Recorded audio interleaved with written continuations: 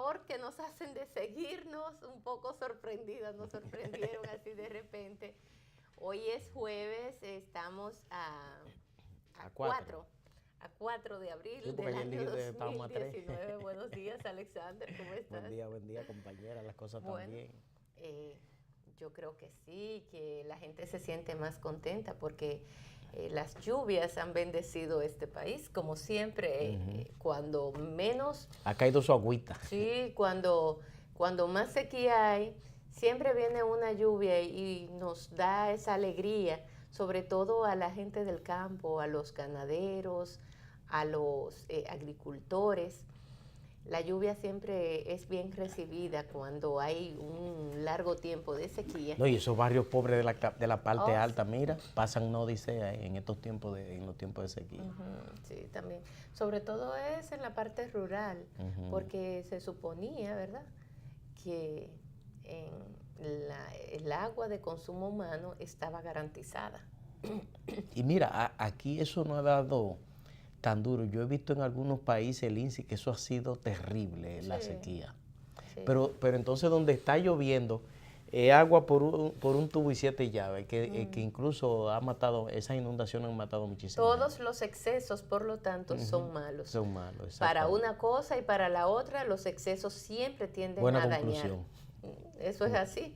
Pero yo pienso que también esto nos debe de servir a nosotros de experiencia, porque no puede ser que por 2, 3 meses sin lluvia, ¿verdad?, ya tenga que haber una sequía tan grande como esta. Por ejemplo, alguien me decía ayer, Lindsay, pero es impresionante la cantidad de ganados que murieron. Y la verdad que no fue por falta de agua, o sea, por sed, sino por hambre. Porque no había pasto, el pasto se había secado, y entonces los pobres animales no tenían Las dos que cosas, comer. entonces. Sí. Sed y hambre. Sí, porque de alguna manera le proporcionaban el agua, pero es que no había pasto. Y murieron prácticamente por inanición, algo increíble. Eso no debe de pasar en este país. Y todo es por falta de planificación. Ahí. Porque si no hay pasto, las autoridades debieron garantizar ese pasto a los ganaderos. Por lo menos a los hacerlo. medianos y pequeños, porque los grandes tienen con qué abastecerse. Sí, pero para eso es que están las autoridades, no es para otra cosa. Ahí es donde entra la mano del Estado. Yo vi incluso... Pero para eso tenemos que tener un país organizado y comprometido con lo que tiene que estar. Yo vi que el ministro de Agricultura anunció que había comprado, qué sé yo, cuántas bombas para llevar agua. Y me dice un amigo ingeniero y de ingeniero hidráulico que sabe decir, yo no sé para qué compre esas bombas, porque el problema no es de... No es de la bomba, no es de alar no el es de agua. bomba, es de agua. Es que no hay agua. ¿Y de dónde se va a alar el agua? Hay que llevarla el agua. Sí. Mira, y ayer estuve por la ciudad de los Santiago. caballeros, de los 30 caballeros, como dicen por ahí. Y qué agradable encontrar... Entonces ayer habían 30 caballeros y una dama. Y una dama, para que veas. La tierra de Demóstenes Martínez. Sí.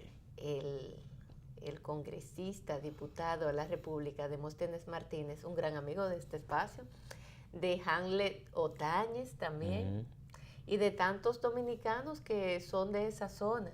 De tantos buenos ciudadanos. Buenísimos ciudadanos. Qué querido es Abel. Sí. Es muy querido, muy respetado. Muy haber sabido Abel conectar Martínez con su sociedad tuya. Oh, sí.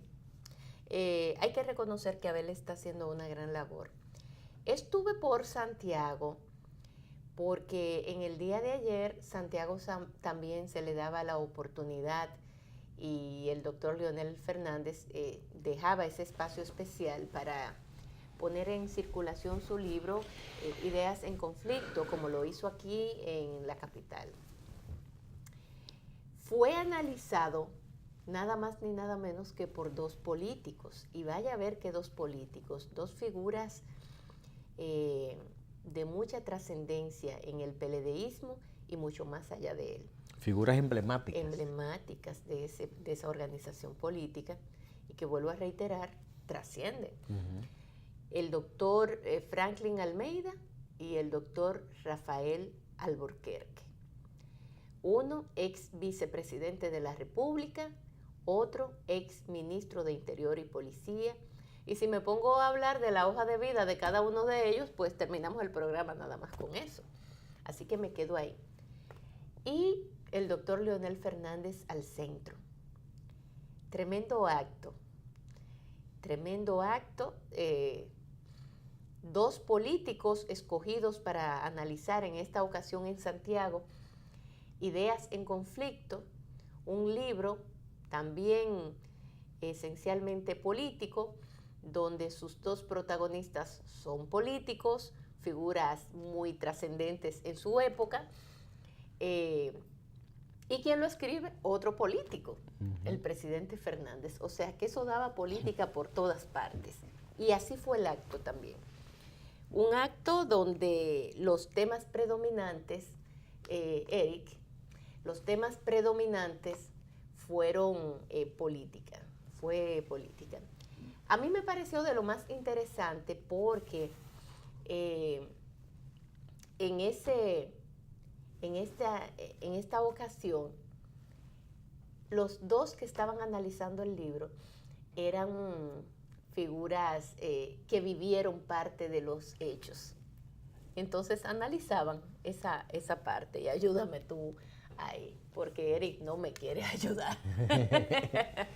Tú sabes que cuando me dijiste que el doctor Almeida, porque no lo había visto todavía en las redes, pero cuando me dijiste que el doctor Almeida y que Rafael Alburquerque iban a comentar el libro allá en Santiago, te dije que iba a ser un programa especial, un programa por todo lo alto, porque son dos políticos de vieja data en la República Dominicana y además son dos personas con cierto nivel intelectual y que conocen la historia dominicana o porque la vivieron o porque la han estudiado, porque la han analizado. Y cuando fuimos aquí a la puesta en circulación del libro Ideas en Conflicto, que fue aquí en el Hotel Jaragua, y los contertulios fueron Miguel Franjur, Osvaldo Santana y el doctor Fernández. Bueno, pues hubo un debate interesante y un debate muy académico, un debate muy intelectual, un debate muy rico. Todo el que estaba ahí salió encantado con el debate que se produjo ahí. Entonces, pero Osvaldo Santana y Miguel Franjón son periodistas de larga data y hombres que como periodistas al fin hacen su ejercicio periodístico, pero tienen que cuidarse de la lucha política. En el caso del doctor Almeida y Rafael Alburquerque, que son políticos, bueno, pues eso incluso, y lo decía yo entre unos amigos, eso enriquece el debate, fortalece el debate. Y por eso no me sorprende eso que me acaba de decir, que el debate fue muy intenso, fue muy encendido, y uno que conoce al doctor Almeida y a Rafael Alburquerque sabe que ahí hubo un debate interesante, un debate interesante, muy rico, sí, que la sociedad dominicana necesita mucho Dios mío, claro que de actividades de ese tipo, sí, déjame decirte. Sí. Por eso yo era fijo en la conferencias esas que se hacían en Funglode, que venían muchos invitados siempre. Sí, yo los añoro. Yo siempre iba a todas esas conferencias, debates que se dan en la Fundación Global Democracia y Desarrollo. Pero puntos interesantes, ¿no? Cómo ellos también disfrutaban aquel libro y cómo Leonel, que es el autor, logró primero salirse del libro, ¿no? y poner en contexto tanto por un lado la biografía de uno y de otro, contada de manera tan resumida, y eso lo resaltaban ayer, pero tan perfecta, como él pudo sintetizar esa biografía que describen y le dan una radiografía al lector completa de la vida de John Barlow Martin y del profesor Juan Bosch. Y entonces ellos empezaron así, medio ligero, para luego adentrarse en las entrañas del libro con un contenido político que les hace a ellos reflexionar de la historia política, de la parte democrática o no, de los zigzagueos que ha vivido la República Dominicana a través de los tiempos, y que al final el PLD tiene mucho que ver en todo esto, porque decía luego Leonel en ese conversatorio que se produjo, que el Partido de la Liberación Dominicana el próximo año 2020 cumplirá 24 años de haber llegado por primera vez al poder. Y el PLD tiene que ver mucho en las transformaciones que se han dado en la República Dominicana, en todos los órdenes, pero en el más importante, en todo lo que tiene que ver con la consolidación de la democracia, de la institucionalidad. Entonces ahí mismo agarraba y advertía, y el PLD tiene que seguir teniendo ese compromiso de contribuir a que la democracia permanezca, a que la democracia se siga consolidando, a que no perezca la democracia en la República Dominicana. Entonces fue un debate riquísimo donde esos temas salieron a la luz porque era obvio que así salieran, porque justamente muchas de las... ¿por qué sale Juan Bosch del poder? ¿Y quiénes son los que contribuyen a sacar a Juan Bosch del poder? Entonces, fue un debate que la verdad yo salí de ahí enriquecida. Y la propia situación de la República Dominicana. Sí, sí. La situación, pero sobre todo, quiénes fueron los que influyeron y por qué. Y la influencia... ¿Por qué se da esa salida del profesor Bosch del poder? Se da por varios factores que ahí quedaron explicados, factores tanto que mucho interno tienen que como ver, externo. sí, sobre todo interno, porque lo interno es lo que hace que entre lo externo. Exactamente. Y entonces, bueno, porque Bosch no se prestó a perseguir a los supuestos comunistas, a apresar, a llevar presos políticos a la cárcel, ¿verdad? Como está pasando en estos días, a que en sus manos pudiera de algún modo cercenar la esperanza que tenía puesto el pueblo en el profesor Bosch, donde el pueblo sentía que a través de las políticas públicas aplicadas por este dominicano se garantizarían los derechos de esos ciudadanos, porque fue él quien promovió esa constitución que todavía al día de hoy sigue siendo admirada y reconocida, esa constitución, como una constitución liberal, una constitución incluyente, inclusiva, democrática, la más democrática para esos tiempos. Pero Bosch era un hombre muy adelantado al momento, muy adelantado en sus ideas, en sus pensamientos, como lo fue Duarte en su momento también. Entonces yo creo que esos grandes hombres de la historia trascienden justamente por eso, por las ideas que ellos encabezan y por sus posturas en momentos trascendentes. Entonces todo eso salió a la luz, todo eso se pudo... fue tema de comentario y de análisis en ese libro brillante que Leonel, con tanta sagacidad, con tanta maestría, redacta de manera tan sencilla también, que hace atrapar al lector prácticamente de inmediato en ideas en conflicto, y cómo desde sus primeros capítulos, desde su primer canto, pues se ve claro, ¿no?, hacia dónde conduce la historia de este libro.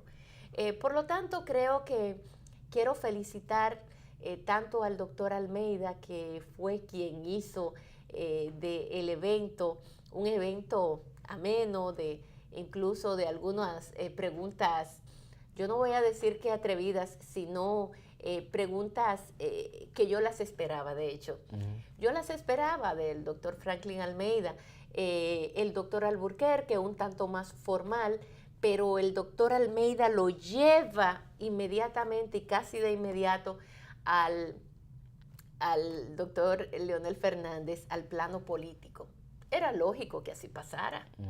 él agarra ese diálogo para luego de analizarlo, porque cada uno lo analizó desde su óptica.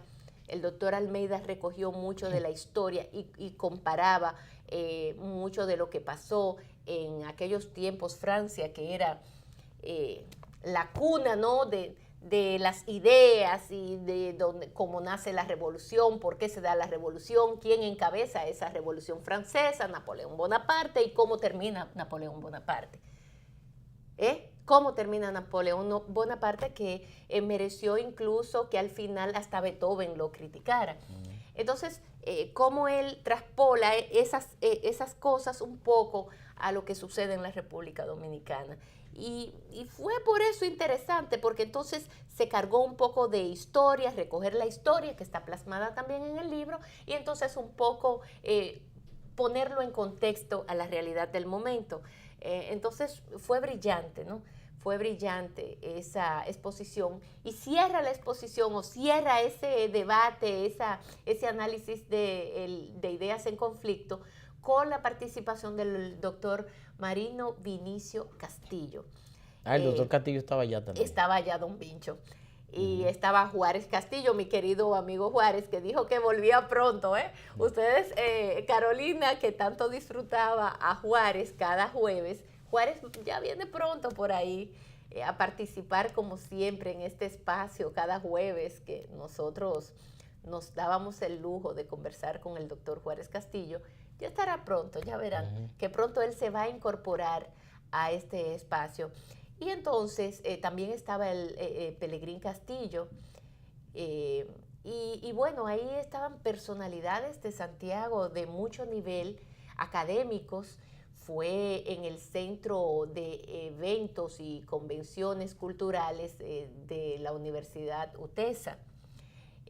Así que en ese espacio, qué lindo ese centro cultural, hermoso, acogedor, un centro cultural que ahí hay de todo. Yo me sorprendí con todo lo que allí. Santiago es un pueblo, ¿verdad? Que cada cosa es de mucho nivel. Esa es la hidalga. Me sorprendió, la verdad. Santiago es un pueblo completo. Un salón de eventos impresionante, sí.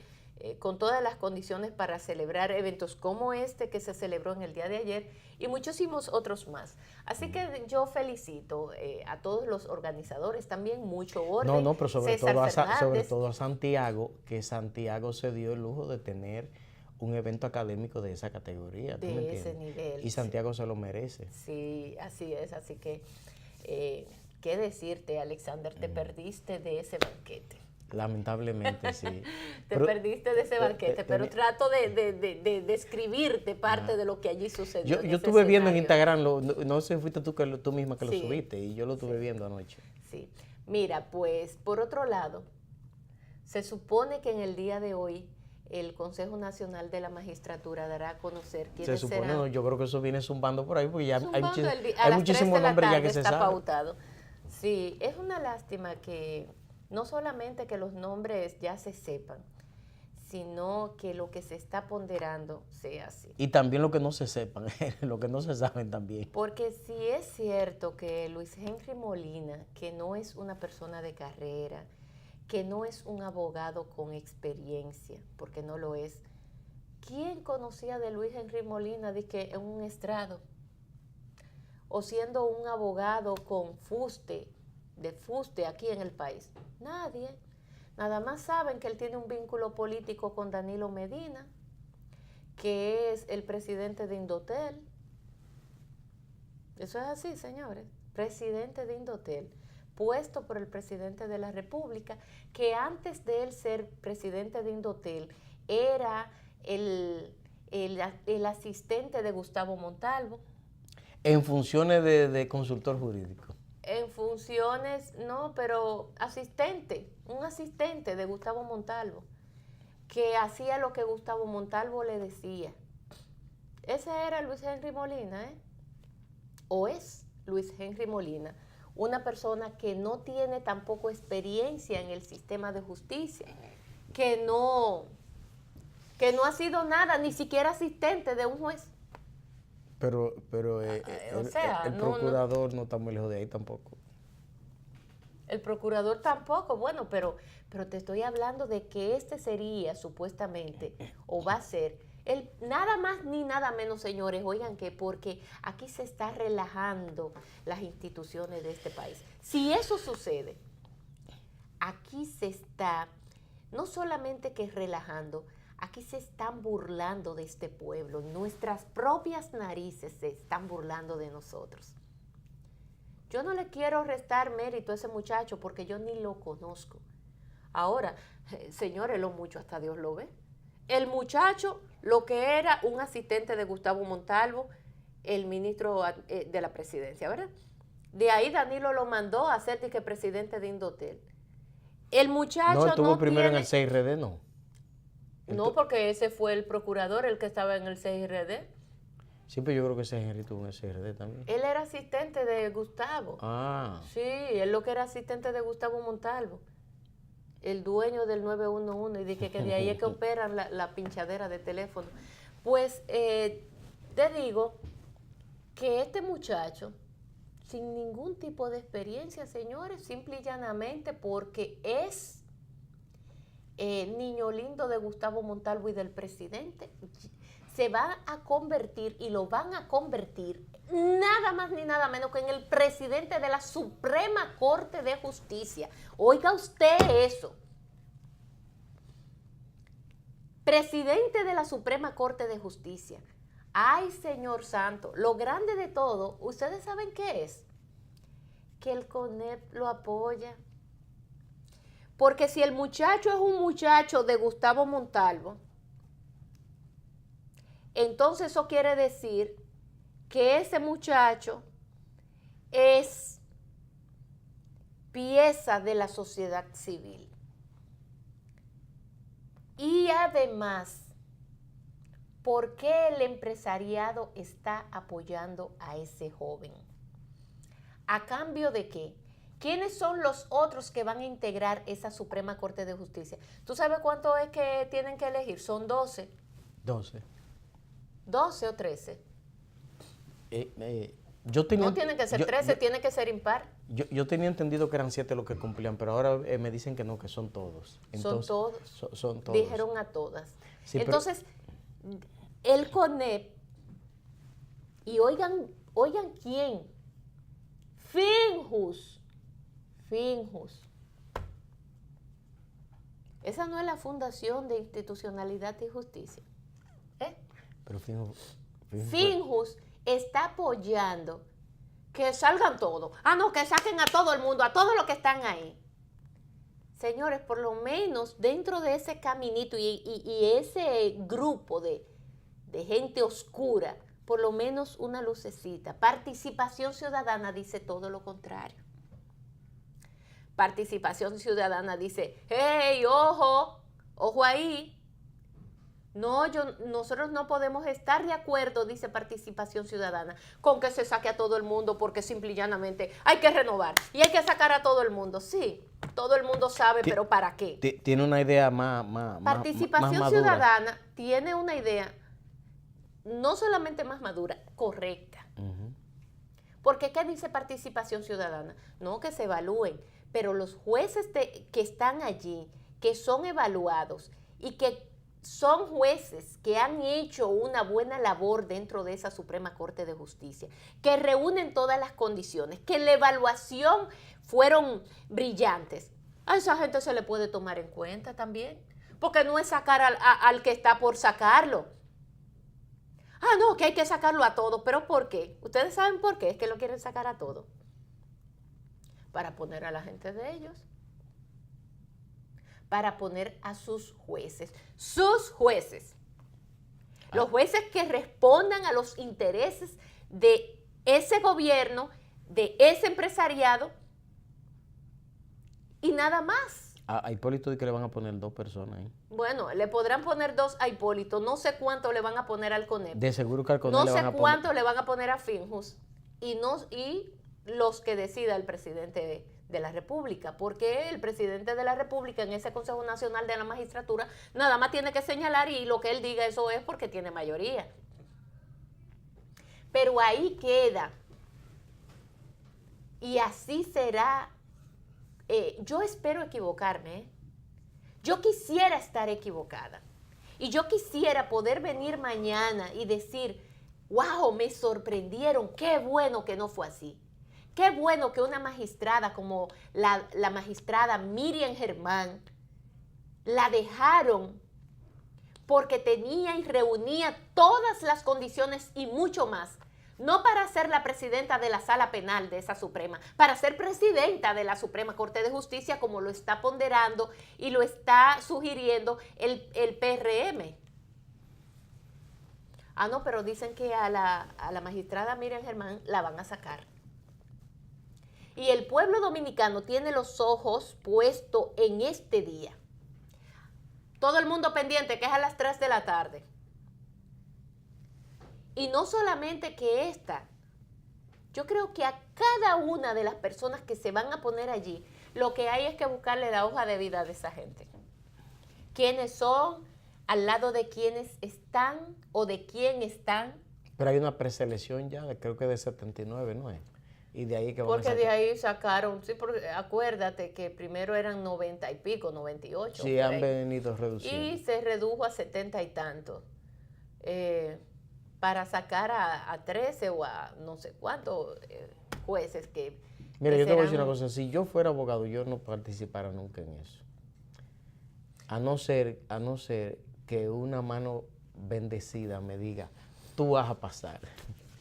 Tú vas a pasar. Porque la verdad es que a esta altura de juego son muchos los nombres ya que están rodando. Mira, va fulano, así como tú dijiste de Henry Molina. Hay otros nombres que están circulando que mucha gente... Se sabe también los que no van ya. Hay un rumor casi seguro de que esos jueces que jugaron un papel estelar en la justicia en los últimos años van a ser todos excluidos de la institución. Todos. O sea, no solo a Miriam, otros más que han jugado un papel de mucha preponderancia y de mucha eficacia en la justicia van a ser sustituidos. ¿Por cuáles razones? Yo no sé. Ahora, en la Junta Central Electoral... ¿Cómo que tú no sabes? No, espérate, pero en la Junta Central...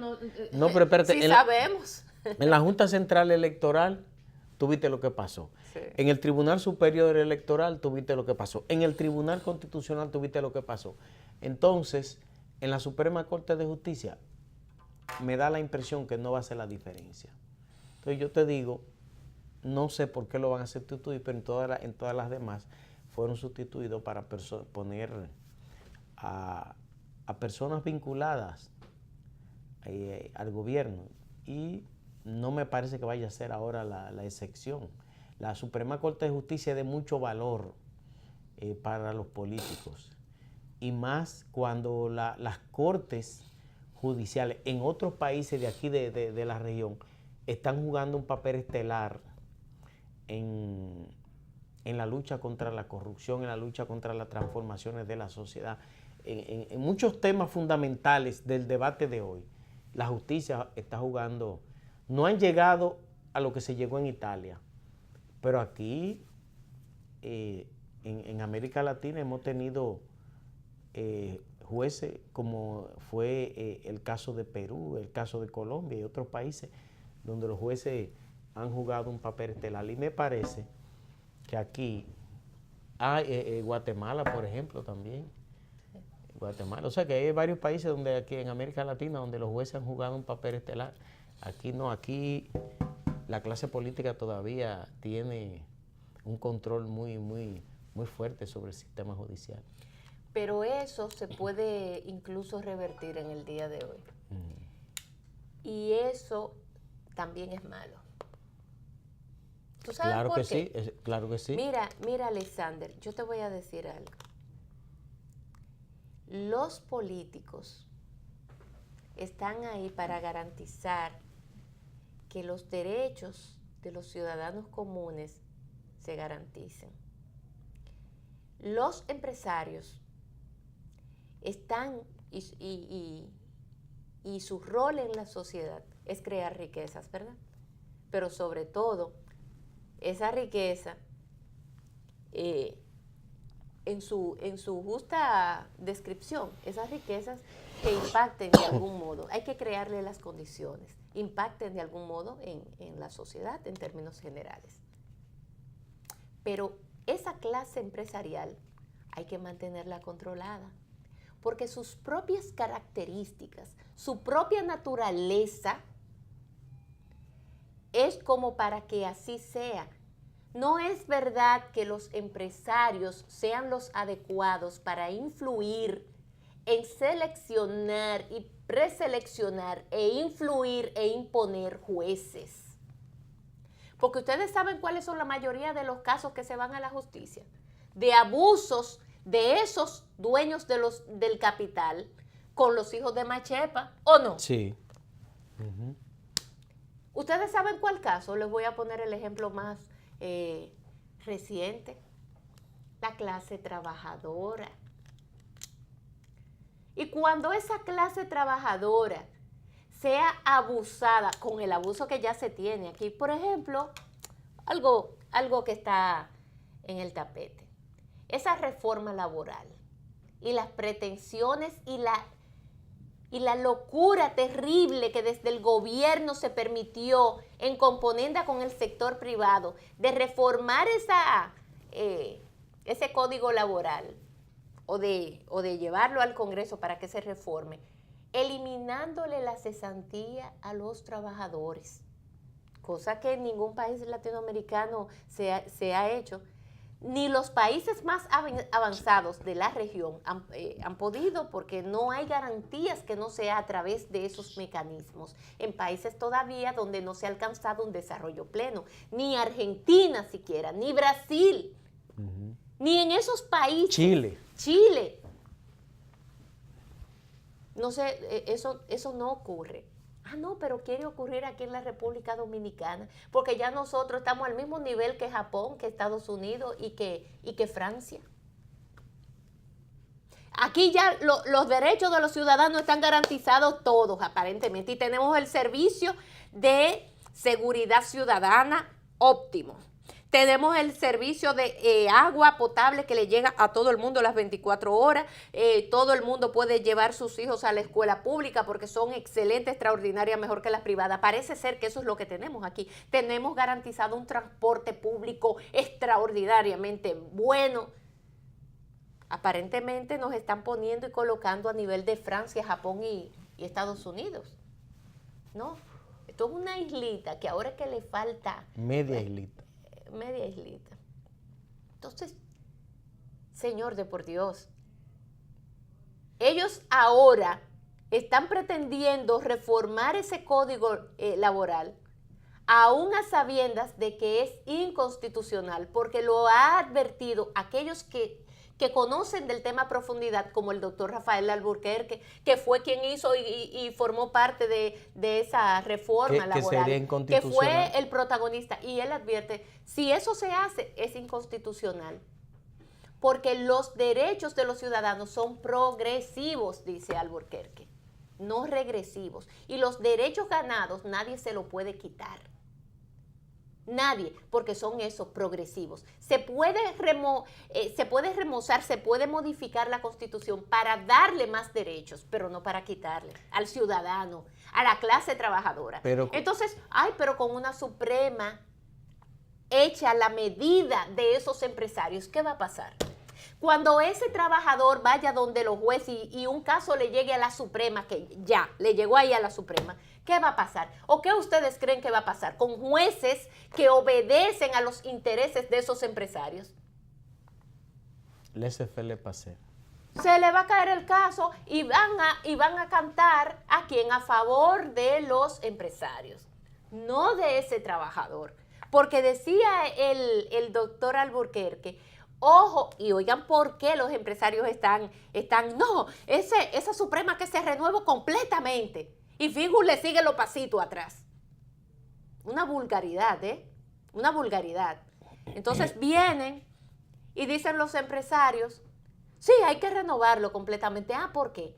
Porque el propio Alburquerque lo advierte y dice, Si ustedes hacen eso, les va a salir, señores empresarios, más la sal que el chivo, porque entonces van a venir las demandas de parte de los trabajadores y esto quedará en manos del juez, la decisión de estos reclamos que hace ese trabajador. Y si el juez es de ellos, pues ya ustedes saben lo que va a pasar.